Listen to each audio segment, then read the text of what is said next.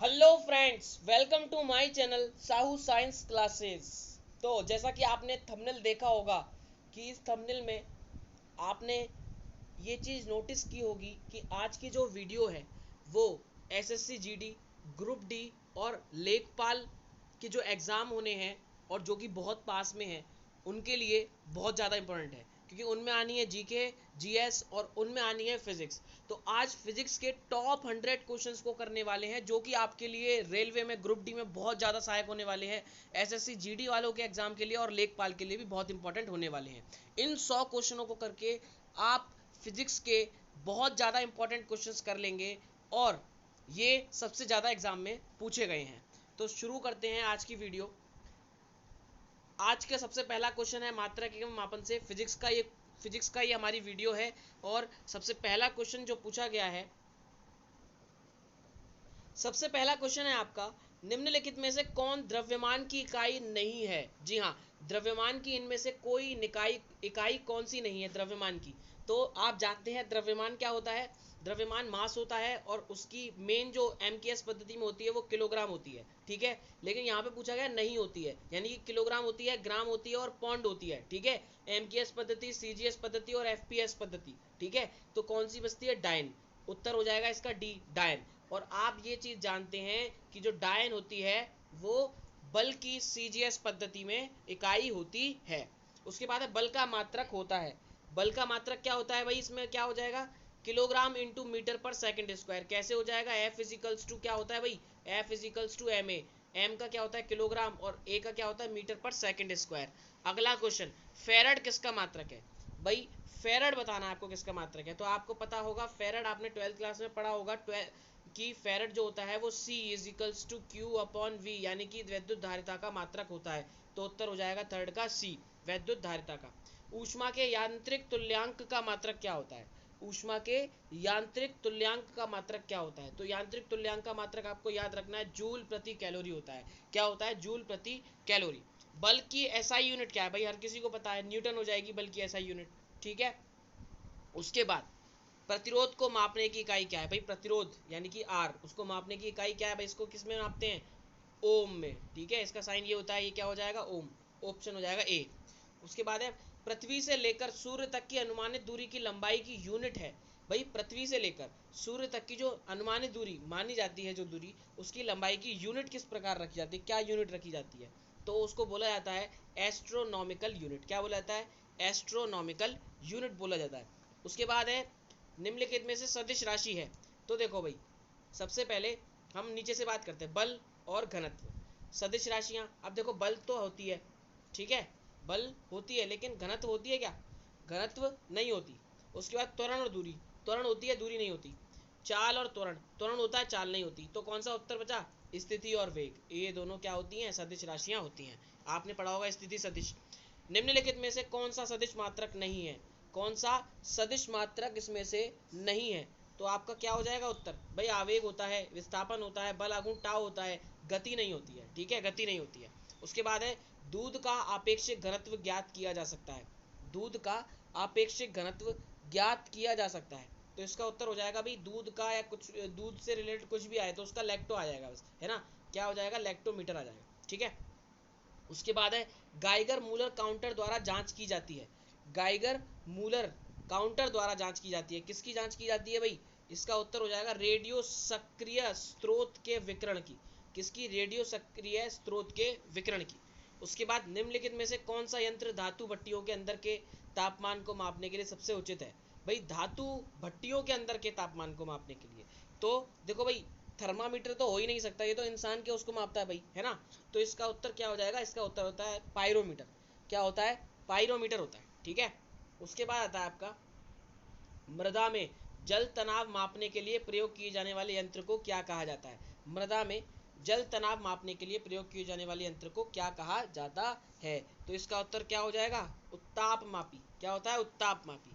उसके बाद है वायुमंडलीय दबाव को मापने के लिए किस उपकरण का प्रयोग किया जाता है? वायुमंडलीय दबाव को मापने के लिए किसका किया जाता है? थर्मामीटर का किया जाता है, ठीक है। उसके बाद है फाउंटेन पेन का आविष्कार किसने किया था? तो देखो भाई, ये तो सबको पता होगा, फाउंटेन पेन, फाउंटेन आ रहा है ना, यानी कि वाटर आ जाएगा, पानी, यानी कि लुइस ई वाटरमैन ने किया था। ठीक है, 15 का क्या हो जाएगा, बी हो जाएगा। उसके बाद स्टेनलेस स्टील का आविष्कार, ये पूछा जाता है भाई सबसे ज्यादा, स्टेनलेस स्टील का आविष्कार किसने किया था, हैरी ब्रियरली, ठीक है, हैरी ब्रियरली ने किया था। उसके बाद अल्फ्रेड नोबेल पुरस्कार की स्थापना करने वाले अल्फ्रेड नोबेल ने किस चीज का आविष्कार किया था, ये भी पूछा जाता है, ग्रुप डी में क्वेश्चन सबसे ज्यादा पूछा जाता है ये। तो इसका होता है डायनामाइट, अल्फ्रेड नोबेल ने डायनामाइट की खोज की थी। APGAR अपगार स्केल क्या है, तो भाई अपगार स्केल क्या है, अपगार स्केल है आपका एक नवजात शिशु की भौतिक स्थिति निश्चित करने का स्केल, ठीक है। उसके बाद है पिस्तौल, रिवॉल्वर का आविष्कार किसने किया था, तो रिवॉल्वर का आविष्कार सैमुअल कोल्ट ने किया था, किसने, सैमुअल कोल्ट ने किया था। अब आते हैं भाई गति के नियम एवं बल पर। एक समान वेग से चल रही गाड़ी में से एक व्यक्ति प्लेटफॉर्म पर एक गेंद गिराता है, प्लेटफॉर्म पर खड़े एक प्रेक्षक द्वारा देखी जाने वाली गेंद का पथ कैसा होगा, ठीक है भाई, ये बताना है आपको। तो इसका उत्तर क्या हो जाएगा भाई, एक चलती हुई ट्रेन है ना, चलती हुई ट्रेन से वो गेंद को फेंक रहा है ऐसे करके, ठीक है। तो जो इधर बंदा खड़ा है प्लेटफॉर्म पे, उसको ये कैसे दिखाई देगी, तो गाड़ी तो आगे निकलेगी, ठीक है, और ये इसको एक जगह निश्चित फेंकेगा, तो ये इस प्रकार से गिरेगी, ठीक है, ये कैसे गिरेगी, इस प्रकार से इधर पीछे की तरफ गिरेगी, ठीक है, तो ये कैसी हो जाएगी, परवलय हो जाएगी, ठीक है, उत्तर हो जाएगा सी। जब किसी वस्तु की गति त्वरित होती है, त्वरित मतलब उसके वेग में परिवर्तन हो रहा है, ठीक है, त्वरित होती है, तो उसकी चाल में सदैव वृद्धि होती है, उसके वेग में सदैव वृद्धि होती है, सदैव पृथ्वी की ओर गिरती है, उस पर सदैव कोई बल कार्य करता है। तो 21 का उत्तर क्या हो जाएगा, उस पर सदैव कोई बल कार्य करता है, जब तो वो त्वरित हो रही है, ठीक है।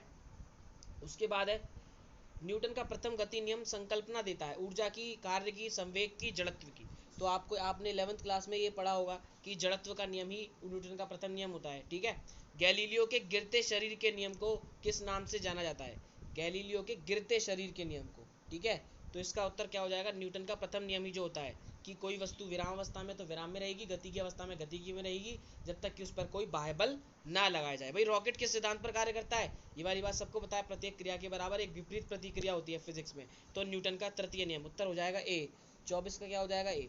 उसके बाद आता है गोली छोड़ने के बाद राइफल पीछे की ओर प्रक्षेपित होती है, इसका कारण क्या है, इसका कारण भी आपका गति के तृतीय नियम ही है, न्यूटन के गति के तृतीय नियम से ही होता है ये, ठीक है। 25 का उत्तर हो जाएगा आपका बी। बॉल को लपकते कैच करते समय एक क्रिकेट खिलाड़ी निम्नलिखित में से किसको कम करने के लिए अपना हाथ नीचे कर लेता है, ठीक है। तो इसका उत्तर हो जाएगा आवेग, आवेग को कम करने के लिए, यानी कि आई इज इक्वल्स टू होता है एफ इंटू डेल्टा टी, ठीक है, यानी कि समय को ज़्यादा लिया तो बल कम हो जाएगा, ठीक है, तो ये चीज़ है। ब्रेक लगाने पर एक कार मुख्य रूप से बल के कारण रुक जाती है, किस बल के कारण रुक जाती है, जब ब्रेक लगाते हैं तो भाई आपने पढ़ा होगा घर्षण के बारे में, ठीक है, घर्षण के बारे में पढ़ा होगा कि घर्षण द्वारा ही हम चलते हैं, घर्षण द्वारा ही सब कुछ हो रहा है, तो ब्रेक लगाने पर जो मुख्य कारण है कार का रुकने का वो घर्षण है, ठीक है। उसके बाद है 28, एक मनुष्य एक दीवार को धकेलता है तथा इसको विस्थापित नहीं कर पाता, तो वह ऋणात्मक कार्य करता है, धनात्मक कार्य करता है, परंतु अधिकतम नहीं, कोई कार्य नहीं करता और अधिकतम कार्य करता है। भाई वो धक्का लगाया जा रहा है लेकिन दीवार तो खिसकने से रही, तो आपका उत्तर क्या हो जाएगा, कोई कार्य नहीं करता है, ठीक है, कोई भी कार्य नहीं कर रहा, विस्थापन ही नहीं हो रहा, तो विस्थापन जीरो है, तो कार्य नहीं होगा। यदि एक बल F को किसी पिंड पर लगाने से उस पिंड को v वेग प्राप्त होता है, तो पिंड की शक्ति क्या होगी, ठीक है, पिंड की शक्ति क्या होगी, तो कैसे बताएंगे आप पिंड की शक्ति कैसे बताएंगे, पिंड की शक्ति बताने के लिए आपको सबसे पहले ये जानना होगा कि शक्ति क्या होती है, पावर पी होती है, ठीक है। और यदि एक बल F को किसी पिंड पर लगाने पर, यानी कि P is equals to W upon T होता है, और W इज इक्वल्स टू क्या होता है भाई, W इज इक्वल्स टू होता है बल गुणा में विस्थापन और अपॉन में टी, तो ये S इंटू टी क्या हो जाएगा, F इंटू वी, ठीक है, F इंटू वी, ठीक है, क्योंकि वेग विस्थापन पर समय क्या होता है, वेग होता है, तो F इंटू वी हो जाएगा भाई इसका उत्तर, ठीक है, सी हो जाएगा। एक मशीन 500 जूल कार्य 10 सेकंड में करती है, मशीन की शक्ति क्या होगी, ठीक है, मशीन की शक्ति क्या होगी भाई, क्या करेंगे, डिवाइड दे देंगे, 500 बटे 10 क्या हो जाएगा, 50 वाट हो जाएगा, उत्तर क्या हो जाएगा, 50 वाट हो जाएगा, 30 का सी हो जाएगा। उसके बाद आगे चलते हैं, मानव की विहित ऊर्जा का सबसे पुराना रूप है, मानव की विहित ऊर्जा, तो विहित ऊर्जा का सबसे जो पुराना रूप है वो क्या है, 31 का उत्तर हो जाएगा बी, सौर ऊर्जा, ठीक है, क्या हो जाएगा, सौर ऊर्जा हो जाएगा इसका उत्तर, ठीक है, सबसे पुराना रूप। घड़ी के स्प्रिंग में भंडारित ऊर्जा है, घड़ी के स्प्रिंग में भंडारित ऊर्जा कौन सी है भाई, 32 का उत्तर क्या हो जाएगा आपका बी हो जाएगा उत्तर, स्थितिज ऊर्जा उसमें रहती है, संचित रहती है।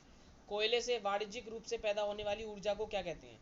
कोयले से वाणिज्यिक रूप से उत्पन्न होने वाली, पैदा होने वाली, 33 का सी हो जाएगा, ताप ऊर्जा कहते हैं। क्या कहते हैं? ताप ऊर्जा। उसके बाद है 34, जल विद्युत संयंत्र क्या परिवर्तित करता है? तो जल विद्युत संयंत्र आपका गतिज ऊर्जा से विद्युत ऊर्जा संयंत्र परिवर्तित करता है। ठीक है,